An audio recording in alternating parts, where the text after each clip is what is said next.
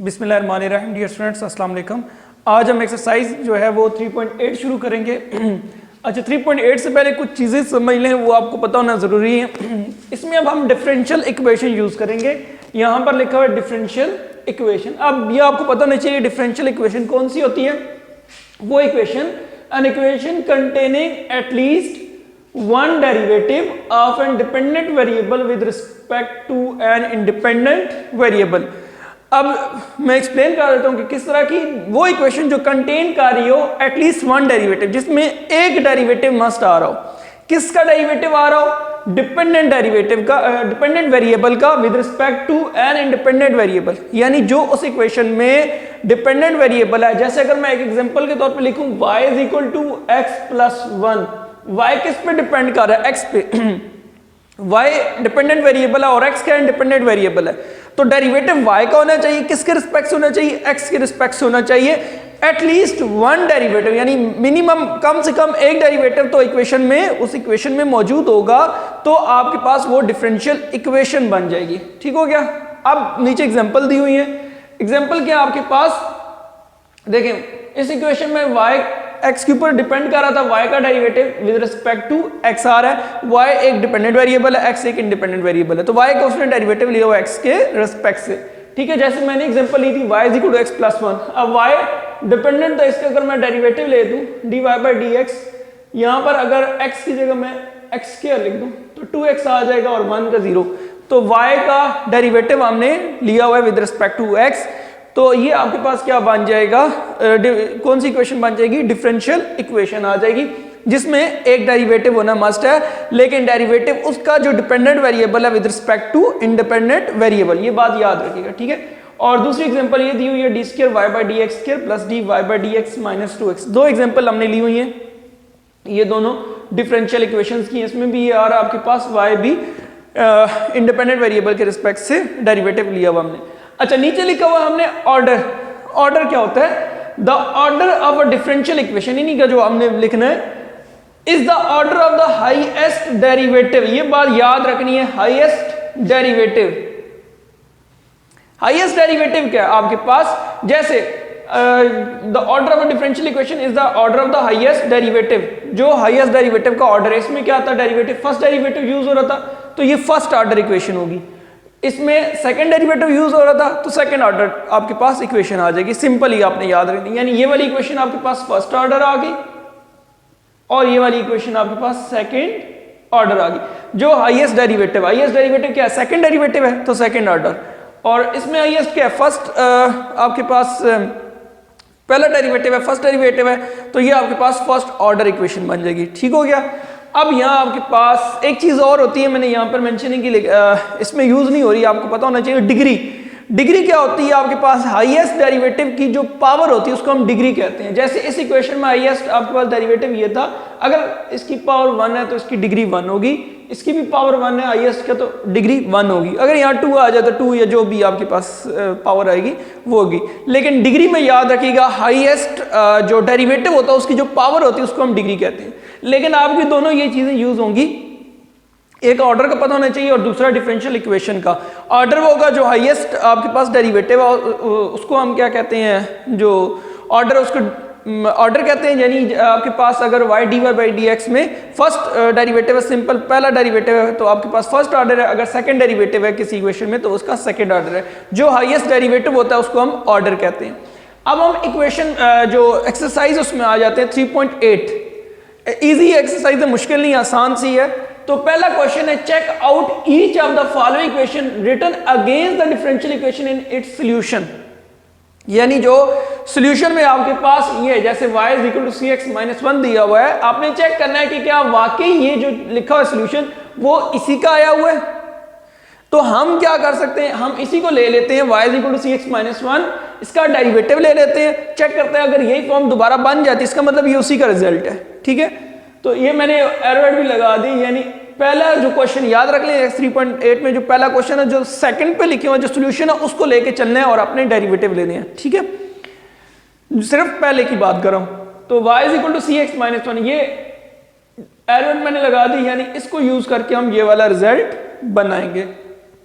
अब पहला आपके पास आ रहा है y is equal to c x minus one, ये क्वेश्चन था।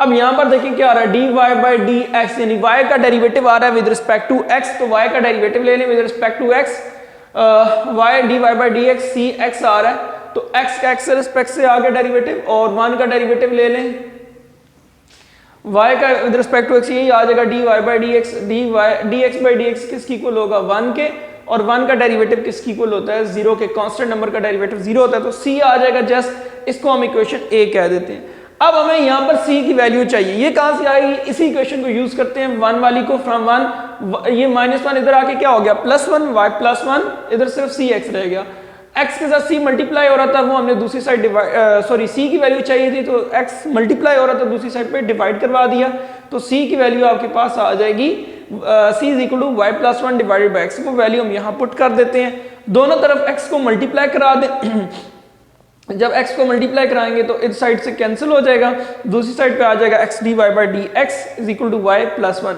ये आपके पास पहला जो क्वेश्चन है उसका प्रूव आ गया, यही आपके पास जो गिवन था, ये result x d y by d x is equal to 1 + y, इसी का डेरिवेटिव ये आपके पास, इसी का सोल्यूशन सॉरी दिया हुआ था y is equal to c x minus 1, ये इसका सोल्यूशन था, इसको यूज करके हमने इसका वापस फाइंड कर लिया। क्वेश्चन नंबर 1 का हमारे पास 5th पार्ट है, d y by d x is equal to y square +1 divided by e की पावर -x, तो और जो प्रूव करना है आपके जो इसका सोल्यूशन है वो है y is equal to 10 into e की पावर x प्लस c, तो अगेन हम इसी को यूज करके ये वाला रिजल्ट बना लेंगे। क्वेश्चन आपके पास y is equal to 10 into e x plus c, तो दोनों तरफ डेरिवेटिव अप्लाई कर देते हैं, d y by d x x के रिस्पेक्ट से और डी बाई डी एक्स, ठीक हो गया। अब 10 का डेरिवेटिव क्या होता है ये आपको पता होना चाहिए, 10 का डेरिवेटिव होता है D by d x into 10x, 10x का डेरिवेटिव होता है सीकेंट स्क्वायर x, यानी जो यहाँ एंगल आ रहा होता है वो एंगल आता है और मल्टीप्लाई में उस एंगल का डेरिवेटिव लेते हैं। अब 10 के अंदर जो एंगल आ रहा है वो आपके पास e की पावर x प्लस सी आ रहा है, तो सीकेंट स्क्वायर इंटू ई की पावर x प्लस सी आएगा पूरा, और फिर मल्टीप्लाई में उसके एंगल का भी डेरिवेटिव लेना है जो कि है e की पावर x प्लस सी। e की पावर x का डेरिवेटिव e की पावर x होगा, c कांस्टेंट है उसका डेरिवेटिव 0 हो जाएगा, आपके पास आ गया सीकेंट स्क्वायर इंटू ई की पावर x प्लस सी।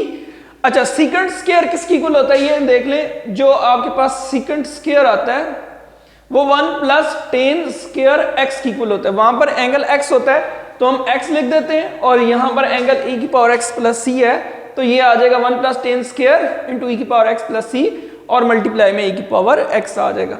अच्छा, यहां पर आप देख लें क्वेश्चन में y is equal to 10 into e की पावर x प्लस सी है, दोनों तरफ अगर स्क्वायर लें तो ये आपके पास 10 स्क्वायर आ जाएगा, तो इसकी जगह हम पुट कर देते हैं y स्क्वायर, ठीक है, तो 1 plus y square into e की पावर x आ गया, ये जो e की पावर x है मल्टीप्लाई हो रहा है, इसमें क्योंकि माइनस में है नीचे तो इसको डिवाइड में ले जाएं तो e की पावर माइनस x आ जाएगा, d y by d x is equal to 1 plus y square divided by e की पावर माइनस x आ जाएगा, ठीक है, ये इसका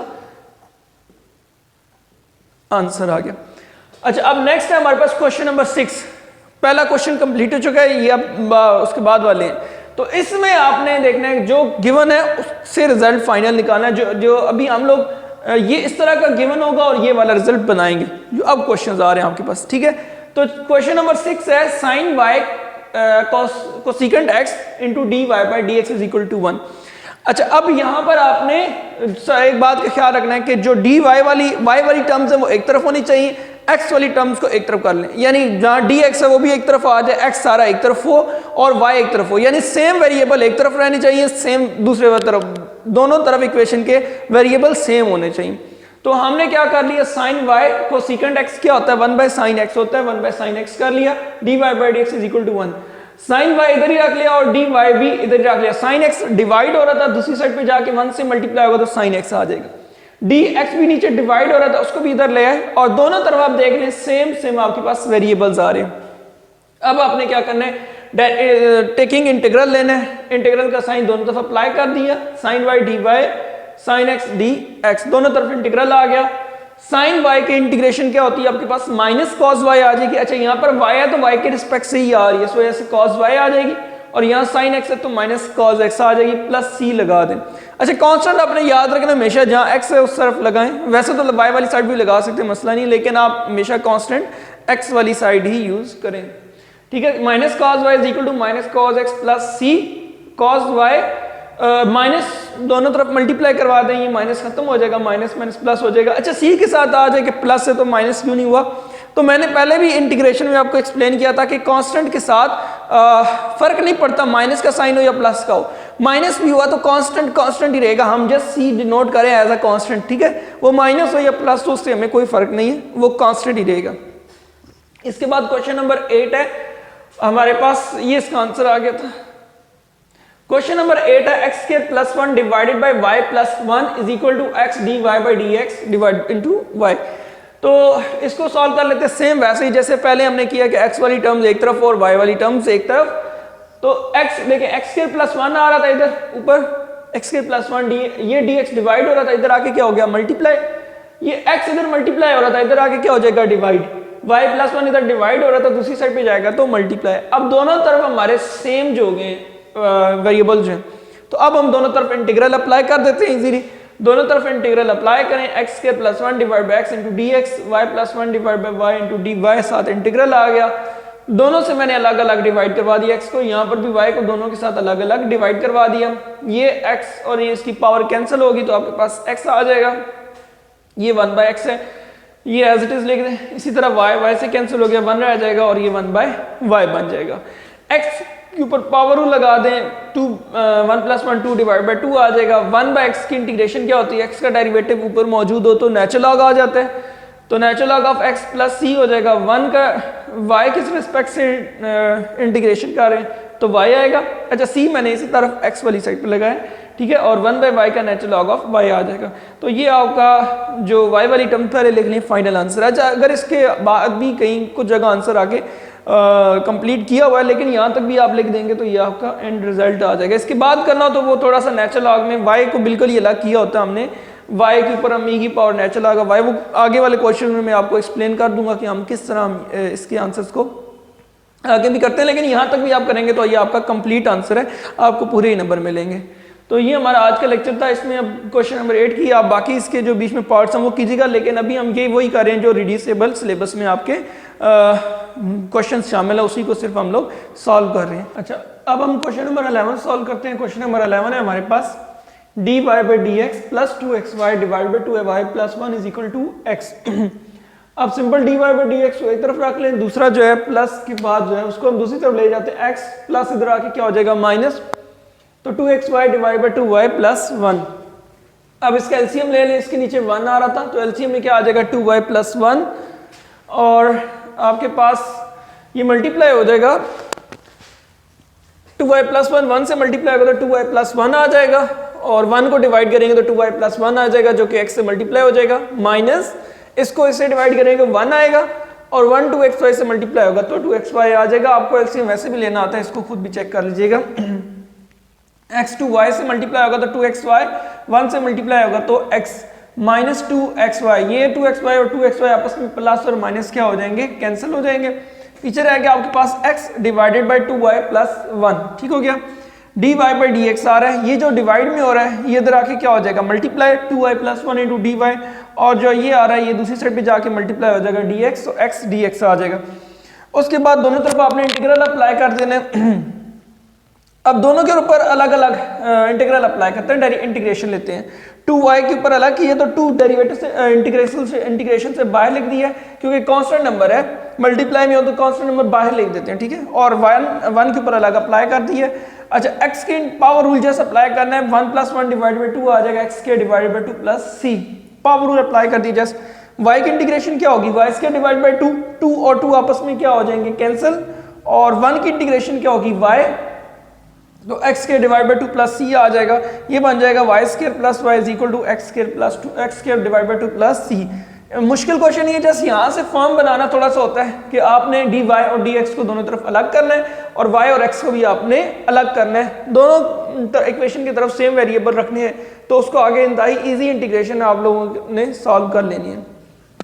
अच्छा क्वेश्चन नंबर जो हमारे पास 12 है, इंपॉर्टेंट भी है आपके पास, x square minus y x के d y by d x plus y square plus x y square. अच्छा यहाँ पर देखें एक्स स्क्वायर और एक्स स्क्वायर आ रहा है, तो इसमें से हम एक्स स्क्वायर कॉमन ले लेते हैं, ये कॉमन ले लिए पीछे, बल्कि इसको पहले प्लस हो रहा है तो दूसरी साइड ले जाएं, तो ये प्लस दूसरी साइड पे जाएगा तो माइनस हो जाएगा, ये प्लस भी दूसरी साइड पे जाएगा तो माइनस हो जाएगा, तो y square minus x y square आ जाएगा। ठीक है, इसके बाद हम क्या करते हैं, यहां पर भी एक्स स्क्वायर आ रहा है और यहां पर भी एक्स स्क्वायर आ रहा है, ये कॉमन ले लिया, अंदर आ जाएगा इसकी जगह 1 और ये y आ जाएगा, साथ dy बाई dx। इसमें से y स्क्वायर कॉमन आ रहा है दोनों में से, तो y स्क्वायर कॉमन ले लिया, अंदर आ जाएगा -1 माइनस एक्स। ठीक हो गया। ये जो y स्क्वायर है ये इधर मल्टीप्लाई हो रहा है, इधर आके क्या हो जाएगा, डिवाइड हो जाएगा, और ये x स्क्वायर इधर मल्टीप्लाई हो रहा है, दूसरी साइड पे जाएगा डिवाइड हो जाएगा, और ये dx इधर डिवाइड में था तो ये भी दूसरी साइड जाएगा तो मल्टीप्लाई हो जाएगा। ठीक है, दोनों तरफ इंटीग्रल अप्लाई कर दें, माइनस इसमें आ रहा था तो हमने माइनस को बाहर कॉमन ले लिया, अंदर आ जाएगा 1 plus x divide by x square. दोनों के साथ इस 1 के साथ भी वाई स्क्वायर को डिवाइड करवा देते हैं और y के साथ भी वाई स्क्वायर को क्या कर देते हैं, डिवाइड करवा देते हैं, तो 1 by y square d y से कैंसिल हो जाएगा ये, तो 1 बाई वाई रह जाएगा, सिर्फ इस तरफ आ जाएगा -1 by x square, 1 by x square dx, और x को x स्क्वायर से डिवाइड करेंगे तो इनकी पावर कैंसिल हो जाएंगी, ऊपर वाला x और नीचे वाली पावर, तो 1 बाई एक्स रह जाएगा। सिंपल, हमने कटिंग कर दी, ये वाई स्क्वायर नीचे या ऊपर जाएगा तो y -2 बन जाएगा, ये 1 बाई वाई रह गया, यहाँ पर भी सेम x की पावर 2 थी, ऊपर जाएगा तो x की पावर -2 बन जाएगा, और ये -1 बाई एक्स आ जाएगा। अब y की power -2, simple power rule apply करना है, -2 के ऊपर अप्लाई होगा तो किस तरह आएगा, -2 + 1, तो क्या रह जाएगा -1, तो डायरेक्ट लिख दें -1, ऊपर भी और नीचे भी, ये नीचे वाले का डेरिवेटिव ऊपर मौजूद हो तो नेचुरल लॉग आ जाता है। इसी तरह सेम यहाँ पर x की पावर -2 था, -2 + 1, तो क्या आ जाएगा -1 आ जाएगा इंटीग्रेशन में, और नीचे भी -1 आ जाएगा, पावर रूल जस्ट अप्लाई कर दिए, और 1 बाई एक्स की इंटीग्रेशन क्या आ जाएगी, natural log of x plus c लगा देना है। ठीक है, y की पावर -1 है, पॉजिटिव करनी है तो नीचे लेके जाना पड़ेगा, -1 by y minus natural log of y is equal to 1 by x और minus natural log of x plus c। यहाँ पर भी हम x की पावर -1 को नीचे ले गए और माइनस माइनस दोनों क्या कर दिए, कैंसिल कर दिए। अच्छा, इन दोनों में माइनस आ रहा था, हमने माइनस से थ्रू आउट इक्वेशन को मल्टीप्लाई कराया तो ये दोनों प्लस में हो जाएंगे, और माइनस इसका प्लस में आ जाएगा, और 1 बाई एक्स किस में चला जाएगा, माइनस में, और c के साथ मैंने पहले भी कहा है कि कांस्टेंट है, माइनस और प्लस हो कोई फर्क नहीं पड़ता। ठीक है, तो ये आपके पास क्वेश्चन नंबर 12 था। अब आ जाए क्वेश्चन नंबर 13 के ऊपर, जो क्या secant square x tan y dx plus secant square y tan x dy। पहले हम इस वाली साइड को दूसरी साइड ले जाते हैं, जो कि हो जाएगी जाके minus secant square y tan x dx, plus उधर जाके क्या हो जाता है, माइनस हो जाएगा। अब देखें यहाँ पर सीकेंट स्क्वायर x और dx को किसी साइड रख लेते हैं, और इस साइड पे आ रहा है tan x, ये इधर आके क्या हो जाएगा, डिवाइड हो जाएगा, उधर क्या हो रहा था, मल्टीप्लाई हो रहा था, और यहाँ पर tan y आ रहा है, इसको दूसरी साइड लेके जाएं तो क्या हो जाएगा, जाके डिवाइड हो जाएगा। अब दोनों तरफ देखें तो अलग अलग आ रहे हैं वेरिएबल, तो दोनों तरफ इंटीग्रल अप्लाई कर दें। tan का डेरिवेटिव ऊपर मौजूद है, tan का क्या होता है, सीकेंट स्क्वायर x होता है, इसी तरह tan y का ऊपर मौजूद है जो कि सीकेंट स्क्वायर y। तो जब नीचे वाले फंक्शन का डेरिवेटिव ऊपर मौजूद हो तो नेचुरल लॉग में आ जाता है, तो ये आपके पास आ जाएगा natural log of tan x plus c, और यहाँ पर minus natural log of tan y। अच्छा, ये जो है आपके पास फिर गया, इसको पहले लिख लिया tan y को, और दूसरे वाला दोनों तरफ समझ लें माइनस से हमने क्या कर दिया, मल्टीप्लाई। जब माइनस से मल्टीप्लाई कराएंगे तो इसके साथ माइनस आ जाएगा, और c के साथ लगाने की जरूरत नहीं है, ये वाला पॉजिटिव हो जाएगा। या यूं ना समझ आए तो इसको इधर ले आए और इस इक्वेशन इस वाली साइड पे उठा के उधर ले जाएं। अच्छा, अब minus natural log of tan x आ रहा है, ये माइनस इधर आके क्या हो जाएगा, प्लस हो जाएगा, दूसरी साइड पे c रह गया। ठीक हो गया। अच्छा, दो नेचुरल लॉग यहाँ पर आ रहे हैं, बीच में प्लस का साइन है, लॉगरिथमिक रूल लगाएंगे, अगर दो लॉग के फंक्शन के दरमियान दो लॉग आ रहे हो, बीच में प्लस का साइन हो, तो सिंगल लॉगरिथमिक में जहाँ लेके जाते हैं तो बीच में मल्टीप्लाई लगाते हैं, तो natural log of tan y multiply tan x आ गया। दूसरी साइड पे c, तो अब नेचुरल लॉग कैंसिल करना है तो इस तरफ भी हमें नेचुरल लॉग ऑफ c लिखना पड़ेगा। मैंने पहले भी कहा कांस्टेंट है, जो मर्जी इसके साथ लगाएं, एक्सपोनेंशियल लगाएं, नेचुरल लगाएं, ये कांस्टेंट ही रहेगा।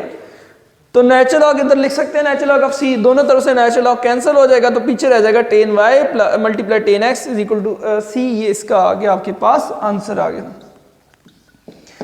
तो ये आपके पास क्वेश्चन नंबर 13 था।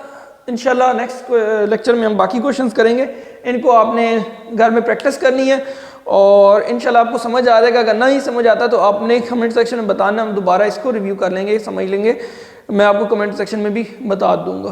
तो इंशाल्लाह आप प्रैक्टिस करें, एक्सरसाइज मुश्किल नहीं है। जो 3.8 है इजीली इंटीग्रेशन आपने पहले भी सॉल्व की हुई है, तो उसी तरह का ये सिंपल क्वेश्चंस है, बल्कि पहले से भी आसान इंटीग्रेशन है। जस्ट आपने क्या करना है, y और x वाले दोनों में अलग अलग करना है। एक तरफ समझ लें इक्वेशन के x होना चाहिए, दूसरी तरफ आपका y होना चाहिए। तो इंशाल्लाह प्रैक्टिस करें।